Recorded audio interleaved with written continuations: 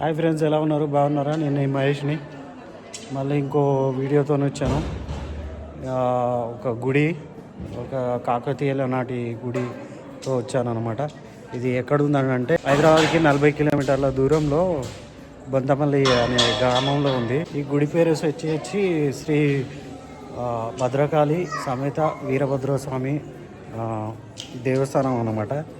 ఇది వచ్చేసి దీని టైమింగ్స్ ఏంటంటే పొద్దున్నుంచే స్టార్ట్ అవుతుంది. లాస్ట్ వచ్చేసి మధ్యాహ్నం 12:30కి క్లోజ్ అవుతుంది. మళ్ళీ రీఓపెన్ అంటే 3 గంటలకేమో ఓపెన్ అవుతుంది, మళ్ళీ 7 గంటలకు క్లోజ్ అవుతుంది. చూసుకోండి టైమింగ్స్. ఇది వచ్చేసి ఇంకా ఈ వీడియోలో డీటెయిల్ చెప్తాను. దీని అంటే ఈ గుడి హిస్టరీ చెప్తాను, చూడండి. పూర్తి వీడియో చూడండి. నచ్చితే లైక్ చేయండి, షేర్ చేయండి, సబ్స్క్రైబ్ చేయండి. ఓకేనా? వీడియోలోకి వెళ్దాం. మీరు హైదరాబాద్ నుంచి వస్తుండే అండ్ మీకు ఒక ఊరు వస్తుంది దోమడుగు అని. ఆ దోమడుగులోనే మీకు లెఫ్ట్ సైడ్లోనే ఈ కమాన్ కనబడుతుంది. ఈ కమాన్ దాటంగానే ఇంకో లోపలికి ఒక 1 కిలోమీటర్ 2 కిలోమీటర్స్ పోగానే ఈ కమాన్ కనబడుతుంది, ఇంకో కమాను. ఇంకో అక్కడి నుంచి ఒక 100 మీటర్స్ 200 మీటర్స్ దూరంలోనే మీకు గుడి లెఫ్ట్ సైడ్లోనే కనబడుతుంది. ఇలా కన్స్ట్రక్షన్ చేసి ఉండి కనబడుతుంది మీకు.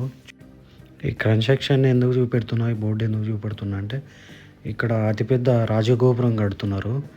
ఈ గుడి ముందటనే పెద్దది రాజగోపురం. ఆ డీటెయిల్స్ ఈ వీడియోలో చెప్పాను, చూడండి ఒకసారి.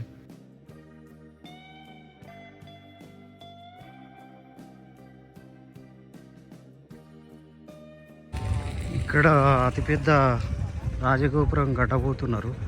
ఆ కన్స్ట్రక్షన్స్ అవే ఇసుక కంకర దాని గురించే. చీకులు కనబడుతున్నాయి కదా, అక్కడనే కడుగుతున్నారు. 9 అంతస్తులంట, 143 అడుగులంట. చాలా పెద్దదే. తెలంగాణ ఆంధ్రప్రదేశ్లో ఆ పెద్దదనంట. మరి అక్కడ ఈ గుడిలో చెప్పారు వాళ్ళు, ఇదే రాజగోపురం కడుతున్నారు ఆడ. ఈ దేవాలయానికి కాకతీయుల నాటి చరిత్ర ఉంది. గతంలో ఈ ఊరిలో ఒక చిన్న దేవాలయం ఉండేది. ఆ దేవాలయం ముందు నుంచి ఒక కాపరి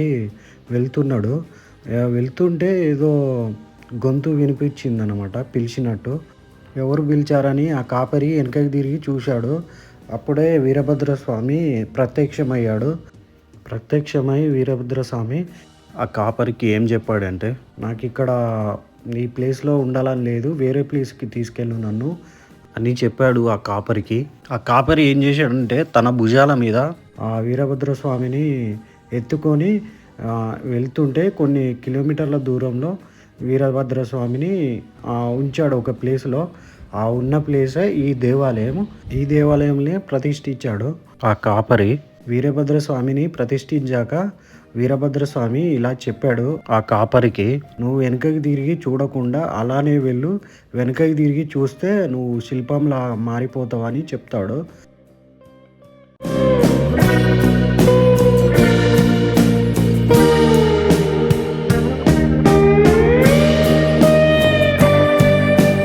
ఇక్కడ చూడవచ్చు 4 గోపురాలు ఉన్నాయి, 4 దిక్కుల.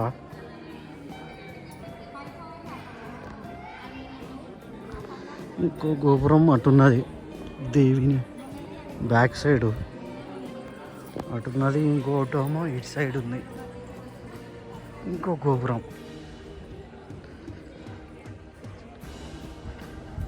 ఇటు సైడ్ ఒకటి ఉన్నది గోపురం, ఇంకోటి.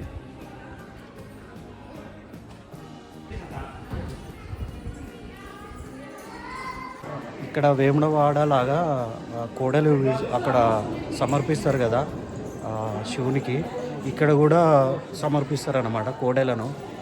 ఇక్కడనే చుట్టూ తిప్పి సమర్పిస్తారు స్వామివారికి. చూడండి.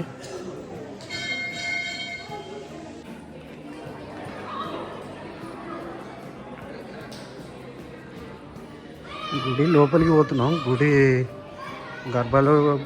గర్భగుడిలోకి ఎంట్రీ ఇవ్వద్దు, కానీ తీయనియ్యారు, ఎక్కడ తీయనియ్యరు, మనం కూడా తీయం. ఇక్కడ వరకే. కానీ కాపరి కొంత దూరం వెళ్ళినాక వెనుకకు తిరిగి చూశాడు. క్షణంలోనే ఆయన శిల్పంలాగా మారిపోయాడట. అది ఊర్లో ఉందనంట శిల్పం. నాకైతే తెలీదు, అంటే ఇక్కడ ఉన్న వాళ్ళు చెప్పారు కొంతమంది. నేను మళ్ళీసారి ఇది ఆ శిల్పం ఎక్కడుందని మీకు క్లియర్గా చెప్తాను మరొక వీడియోలో. ఈ గుడి వచ్చేసి వినాయకుంది. దీనినే అల్లుబండ అంటారు. దీని మీద మన ఏళ్ళని పెట్టేసి ఏదైనా కోరికను కోరుకున్నప్పుడు మనకు తెలియకుండానే ఆ ఏళ్ళు కదిలితే ఆ కోరిక తీరుతుందని ఇక్కడ భక్తుల నమ్మకం. ఇక్కడ చూడండి, చాలామంది ముడుపులు కట్టారు అండ్ ఉయ్యాలలు కట్టారు పిల్లలు కావాలని. ఇక్కడ చాలా వ్రతాలు జరుగుతాయి అండ్ పూజలు జరుగుతాయి. పుట్టెంటుకలు కూడా తీస్తారు ఇక్కడ. భద్రకాళి అమ్మవారిది ఇది టెంపుల్. భద్రకాళి అమ్మవారు ఇక్కడ కనబడుతున్నాయి కదా, ఇవే శ్రీచక్రాలు. ఇక్కడ 8 ఉంటాయి బయట. ఒకటి వచ్చేసి అమ్మవారి దగ్గర, ఇంకొకటి ఉంటుంది. మొత్తం 9 ఉంటాయి శ్రీచక్రాలు. భక్తులు ఈ శ్రీచక్రాలకి పసుపు కుంకుమతో ఆ పూజలు చేస్తారన్నమాట. చూడొచ్చు మీరు కూడా. అక్కడ బ్రహ్మోత్సవాలు అయినప్పుడు ఇక్కడ వీరభద్రుడు ఉంటాడు. ఆ వీరభద్రుడిని ఊరేగిస్తారన్నమాట. మొత్తం బయట పల్లకి ఉంది కదా, ఆ పల్లకిలో ఊరేగిస్తారు. గుడి మాత్రం మస్తు పెద్దగా ఉంది, చాలా పెద్దగా ఉంది. ఇక్కడ చూడండి, చాలా అంటే చాలా ఉన్నాయి. ఆ కాపరి శిలగా మారిన కొన్ని రోజుల తర్వాత వీరభద్ర స్వామి పూజారికి అండ్ ఊర్లో ఉన్న పెద్ద మనుషులకి కలలో కనబడి ఈ ప్రదేశంలో నాకు ఒక ఆలయాన్ని నిర్మించండి అని చెప్పాడు. ఆ ఆలయమే ఈ పెద్ద దేవాలయం. ఇంకోటి చెప్పడం మర్చిపోయాను, ఇక్కడ పుట్టెంటుకలు కూడా తీస్తారంట. ఇక్కడ ప్రత్యేక పూజ కూడా చేశారు పుట్టెంటుకలకి, తీస్తున్నారు. చూసిన ఇక్కడ పుట్టెంటుకలకు పూజా స్థలం అంట అక్కడ రాసి ఉంది. పక్కనే మీకు చూపెడతాను ఒకసారి. ఇక్కడ కోడలు కూడా ఇవ్వచ్చు అని మీకు చెప్పాను కదా, కోడలు కూడా సమర్పించవచ్చు ఇక్కడ.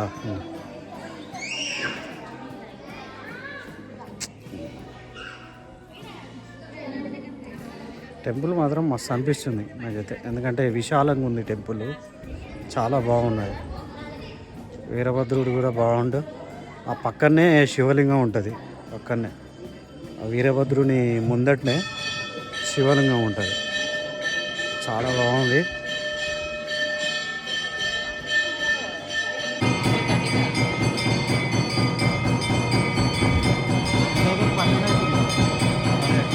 పన్నెండు గంటలకు మోగిస్తారు.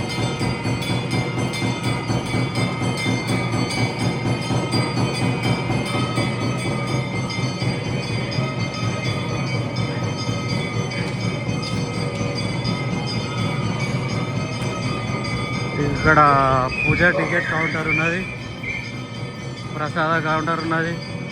ప్రసాదం కూడా ఇస్తారు ఇక్కడ. కొబ్బరికాయలు కూడా దొరుకుతాయి ఇక్కడ, కానీ కాస్ట్లీ ఎక్కువ ఉన్నాయి. అంటే ఏదో పత్రాలు ఉన్నాయి, పువ్వులు ఉన్నాయి, అన్నీ కలిపి ఆ 2 కొబ్బరికాయలు కూడా ఇస్తారు. ఆ 2 కొబ్బరికాయలు పత్రాలు ఏవో ఉన్నాయి. పత్రాలు అంటే ఆకులు ఉన్నాయి, పువ్వులు ఉన్నాయి, అన్నీ కలిపి మాకు వచ్చేసి 90 రూపీస్ ఏమో తీసుకున్నారు. బాగుంది ఇక్కడ. ఇక్కడ కాలభైరవుడు కూడా తిరుగుతున్నారు. ఇక్కడ కోనేరుకి వెళ్ళే దారి ఇది.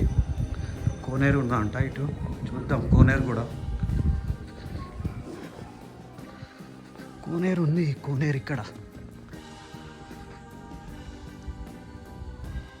కోనేరు కూడా ఉన్నది. చూడండి, కోనేరు మెయింటైన్ చేస్తలేరేమో. అంటే మెయింటైన్ అంటే ఐ థింక్ బ్రహ్మోత్సవాలకు క్లీన్ చేస్తారేమో. ఇప్పుడైతే కొంచెం పాకురు ఉన్నది. చూడండి, ఇలా ఉంది ఇక్కడ. ఇక్కడ నుంచి వ్యూ చూడండి, కోనేరు కాడ నుంచి మస్తు ఉంది. ఈ గుడి కాడ నుంచి మా అమ్మటి వస్తున్నాయి, గుళ్ళ నుంచి. ఇక్కడ ఒక కుక్క, ఇక్కడ ఒక కుక్క ఉంది. ఏం కావాలన్నా అర్థం కావట్లేదు వీళ్ళకి. మరి చెప్తలేరు వీళ్ళు. అన్నదానం అంట ఇక్కడ. మరి ఎప్పుడు పెడతారో తెలియదు మరి అన్నదానం. ఇక్కడ హైలైట్ ఏంటంటే 4 గోపురాలు ఉన్నాయి, 4 చుట్టూ. మస్తు అనిపిస్తుంది ఇక్కడ. చాలా పెద్దగా ఉంది. మళ్ళా టెంపుల్ కూడా విశాలంగా. ఇక్కడ కొబ్బరికాయల దుకాణం. ఇక్కడ పూజ కౌంటర్ అంటే ఉంటాయి కదా, అర్చన అని అవన్నీ ఇవన్నీ ఉంటాయి కొన్ని. వాటికి కౌంటరు, మన ప్రసాద కౌంటర్ కూడా ఉన్నది. చూడవచ్చు మీరు ఇక్కడ. ఇప్పుడు 12:30 అవుతుంది కాబట్టి కొబ్బరికాయలు క్లోజ్ చేసారు. మేము కరెక్ట్ టైంకి వచ్చినాం, 11:30కి వచ్చినాం వీళ్ళకి. ఇప్పుడు 12 గంటలకు గంట కొట్టిరు కదా, దాని తర్వాత పూజ చేస్తారు, క్లోజ్ చేస్తారు గుడి. ఆల్మోస్ట్ క్లోజ్ అన్నమాట. ఇక ఆల్రెడీ తాళం వేసారు గేట్కి కూడా. చూడొచ్చు మీరు.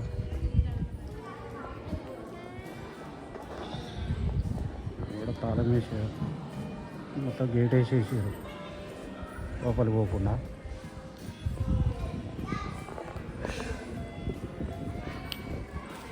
మంది వచ్చారు, మంచిగానే వచ్చారు మంది. ఇప్పుడు వస్తున్నారు చాలామంది, కానీ ఇప్పుడు కూడా వస్తున్నారు.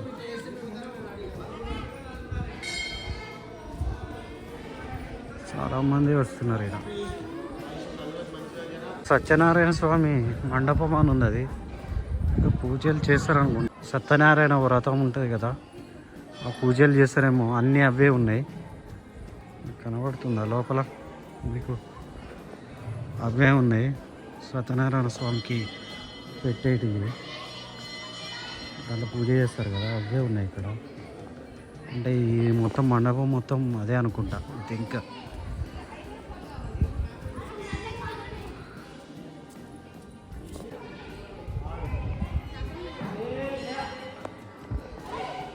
ఈ పైన మాత్రం బాగున్నాయి.